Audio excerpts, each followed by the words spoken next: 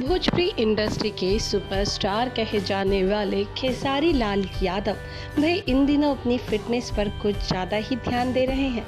जी हाँ दोस्तों, दरअसल में खेसारी लाल यादव की कुछ सोशल मीडिया पर जिम में वर्कआउट करती तस्वीरें और वीडियो वायरल हुई हैं, जिसे देख करके तो ऐसा ही लग रहा है कि खेसारी लाल यादव अपनी आने वाली फिल्मों के लिए अपने फिटनेस पर खासा ध्यान दे रहे हैं। लेकिन आखिरकार ऐसा क्यों? कहीं ऐसा तो नहीं कि खेसारी लाल यादव की आने वाली जो भी फिल्में हैं वो एक्शन से भरपूर हैं, जिस फिल्मों में खेसारी लाल यादव का दमदार लुक नजर आने वाला है। वेल दोस्तों, इसके साथ ही साथ खेसारी लाल यादव के इन दिनों सावन के गीत काफ़ी तेज़ी से वायरल हो रहे हैं। अगर आप भी खेसारी लाल यादव के गीतों को पसंद करते हैं तो हमें कमेंट बॉक्स में लिखकर ज़रूर बताएं।